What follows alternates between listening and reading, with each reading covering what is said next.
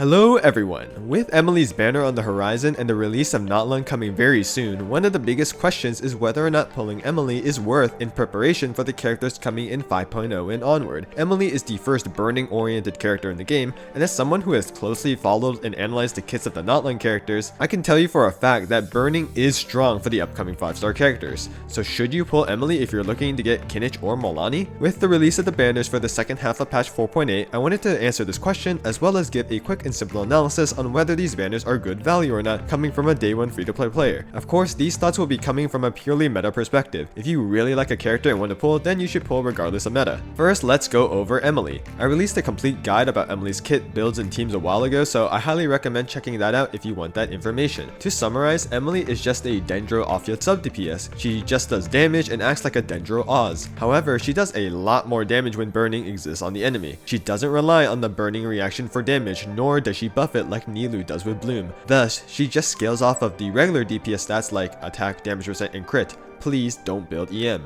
Her Dendro application is not a lot, but it's enough for burning as long as you have some sort of off-field pyro application, which is the most important thing. She does not provide any team buffs in her kit, so all she does is provide damage in teams that can utilize burning. Nahida can technically do the same thing to provide burning, but Emilie is way better because she actually does a lot of damage when burning exists. Currently in the game, there are 3 main team archetypes that can take a very good advantage of burning and its pyro aura, making them Emilie's best teams. The first is Burn Melt, where the Cryo Curie can utilize the pyro to melt their attacks. Ganyu and Wriothesley are the 2 main carries. Wriothesley especially is very good with burning and Emilie, and this new team can match the level of his Farina teams. The second archetype is Vaporize, where the Hydro unit can take advantage of the pyro to vape their attacks. While using someone like Nivula is a possibility, it can still be somewhat inconsistent, and the best version of this team right now in my opinion is on-field Emilie with Farina, Xiangling, and Bennett. There is no one that needs massive field time, so you can play Emilie on-field, which allows her to use the Bennett buff to amplify her damage. With Bennett C6, she can provide even more pyro while auto-attacking, and ultimately this team can allow Farina to vapor attacks, which does a lot of damage. The last team archetype is just a mono pyro team with burning on the side. These teams utilize a pyro main DPS and just rely on raw damage, and you'll pretty much brute force anything with Emilie's damage and your pyro carrier, for instance like Arlecchino. There are other teams you can play with Emilie as well that also work, such as adding double electro into the mix, adding Animo, and playing Burgeon, but I personally don't consider them Emilie's best teams. So if you want to play some of the teams I mentioned, then Emilie will be a good pull for you. She's perfectly fine at C0, but if you are someone who wants to vertically invest in her, some of her early constellations are pretty strong, just like most other Fontaine 5-stars. C1 gives her more A1 coordinated attacks and boosts her damage, while C2 gives her Dendro Res Shred. If you have Deepwood, C2 isn't as effective because when an enemy's elemental resistance is shred below 0, any additional Res Shred is half as effective. However, additional Res Shred is still good regardless, although C1 is generally the better constellation overall for damage. Ultimately, Emilie's team options are somewhat limiting at the moment, which makes sense because burning is a niche team archetype. With the release of Kinich and Mualani in the next patch, however, more units are being added to this burning niche. Kinich's kit is designed around the presence of burning or Burgeon to deal more damage, thus burning teams with Emilie will be one of his best teams in 5.0. Mualani on the other hand is designed to forward vape her few hard-hitting attacks, thus she can utilize a burning aura in order to trigger Vaporize, and Emilie is the best unit to provide the burning aura as she herself does a lot of damage. And again, Mualani Burn Vape with Emilie is one of her top teams. So Emilie is already looking to gain a lot more value with 5.0 release. And I wouldn't be surprised if even more characters are released that synergize with burning, and thus would love to have Emilie as a teammate. But does that make Emilie a must pull if you're interested in pulling Kinich and Mualani? As always, no unit is a must pull, so you really shouldn't feel pressured to pull for Emilie. Like I mentioned before, Nahida can fulfill a similar role to Emilie in these teams. In Mualani's case, Nahida's EM buff with her burst is very helpful to her since she will be vaping all of her attacks as long as burning is on the enemy. In addition, there are many other top team archetypes for Mualani, such as Mono Hydro and normal vape teams, so she isn't locked into the burning niche. As for Kinich, I will admit I do think that he is a bit more reliant on Emilie than Mualani. Because he's mainly burning and Burgeon locked, Emilie just provides a lot more damage to his burning teams, and he doesn't really care about EM, so Nahida becomes worse in those teams. Still, definitely not a must pull though, as Kinich's burning teams can still work without Emilie, they'll just deal less team damage. You can also go a Burgeon style team with like Farina, Baiju, and Xiangling for instance, so these teams don't need Emilie. The bottom line is that if you want to play a top team for Mualani and especially Kinich when 5.0 launches immediately, then Emilie is a pretty good pull for you. If you're not that interested in the burning teams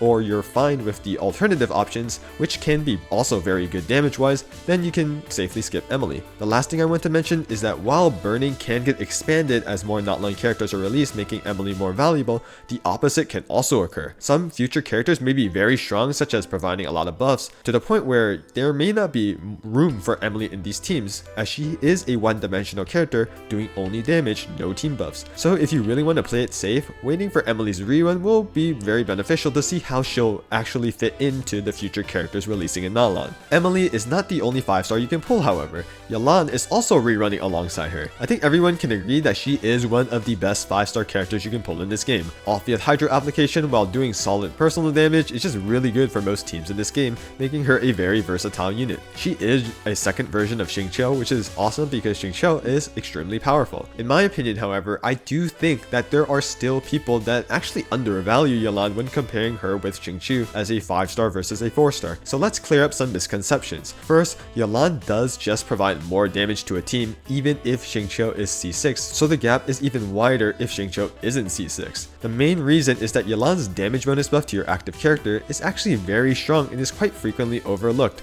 Buffs become increasingly important as you invest more in your carries. Xingqiu's main strength is and has always been his defensive utility, which can be extremely valuable. But if you don't need it, then like I mentioned, Yelan will provide more overall damage. Second, Xingqiu does technically provide more Hydro application, and while this can be very important in solo Hydro if you directly compare Xingqiu and Yelan with Hydro application, in most teams this Hydro application difference doesn't really matter because you'll be running Yelan in double Hydro anyway. And also, some solo Hydro teams don't need Xingqiu's extra Hydro application, for instance in Alhaitham Quick Bloom. And third, Xingqiu's skill cooldown is 21 seconds, making some team rotations a bit awkward and extended to play around him. Yelan, on the other hand, has a burst CD of 18 seconds, allowing for faster rotation times, and she can extend that rotation time to 20 seconds with a double skill if needed, thus increasing her team flexibility. Both are still strong units, but generally Yelan is the overall stronger unit damage-wise, even when comparing C0 Yelan and C6 Xingqiu. Teams-wise, she's very versatile as an off-field Hydro unit. There are several teams you can play solo Hydro and she'll be strong, but in a good amount of cases, she'll be run double Hydro with either Xingqiu or Farina. And because most, if not all teams can appreciate a character doing off-field Hydro damage and provide a damage buff, she can be played with pretty much any single element in this game and can be considered a top option for these teams. If you ask me from a meta perspective whether or not you should pull Yelan or Emilie if you don't have either, I would generally recommend Yelan due to her massive versatility. However, if you do want to focus on some of the burning teams I mentioned and the carries that can take advantage of burning,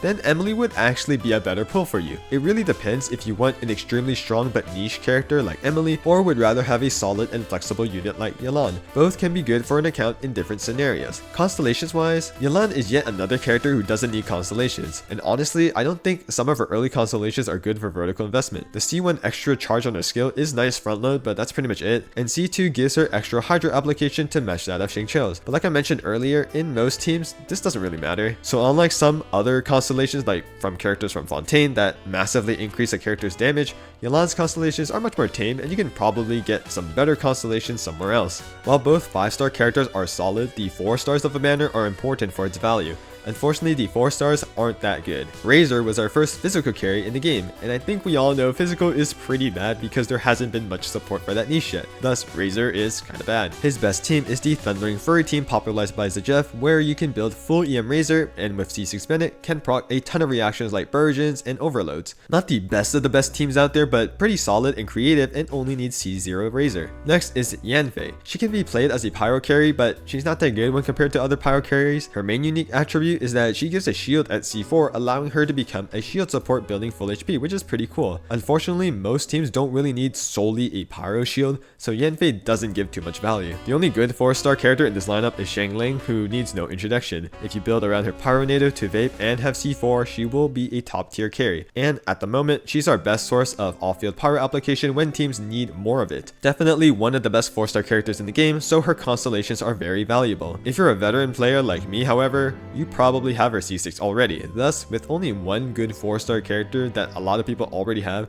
this 4-star lineup is pretty bad. I would only pull on this banner if you really want Emilie and Yelan right now. Lastly, let's go over the weapon banner. Emilie's signature Luminous LNG is pretty much only for Emilie, but is very strong on her. It gives her a lot of damage stats, but the most important part is the energy it provides. Every rotation, it pretty much just gives Emilie 24 energy, which allows Emilie to burst every rotation without having to need to worry about building energy recharge. As a result, I would consider her signature weapon overall better than her C1, even if they provide similar damage boosts. Do keep in mind, however, that pulling on the weapon banner will always be more cringe than pulling on the character banner. Next, Yelan's signature Aqua Simulacra. On Yelan, this weapon is obviously the best for her damage-wise with the HP, damage percent, and crit damage. However, Yelan does need energy recharge, especially in solo Hydro, so if you're running this weapon, you will need more ER substats or just have to run an energy recharge hourglass, which in theory can decrease your damage. Not having enough energy is more of a problem in single Hydro. However, in double Hydro, you probably won't have this problem and can safely rely on ER substats, thus you can fully take advantage of the signature weapon. The best thing about this weapon is that it's generally a great 5-star bow for other bow carries in the game, making it a very versatile choice. Definitely not a must pull though, as Yelan has an amazing free-to-play option in Favonius Bow. Speaking of Favonius Bow, it's one of the 4-stars on the banner alongside Favonius Lance. These are both great 4-star weapons, and coincidentally, they are both one of Yelan's and Emilie's best 4-star weapons. Nothing much to say here, Favonius weapons are always great. Another good 4-star weapon that I'm surprised is on the banner is Wandering Evenstar. This is generally one of Nahida's best 4-star weapons, as it gives EM, attack, and gives an attack buff to the team. Definitely not a must need for her though, as she has other very good weapon options. The biggest issue with this weapon is that getting it to R5 will be pretty hard with it rerunning a limited number of times. The Claymore version of Wandering Evenstar is also rerunning. Unfortunately, the Claymore is not very strong because there's not really many Claymore users that actually want to use this, and even if they can technically use this, those Claymore users aren't that good in general. And lastly, the Flute. Useless weapon, pray you don't get it. Overall, this weapon banner is not that bad if you really want one of the 2 signature weapons, as 3 out of the 5 4-star weapons can be very valuable, but otherwise it's an easy skip. And that's everything I wanted to cover on this banner analysis. I hope this banner review was helpful to you all. If you like this type of content, leave a like and subscribe to the channel. Feel free to leave your thoughts and any questions in the comments below, and for those of you pulling, I wish you all the best of luck on your wishes.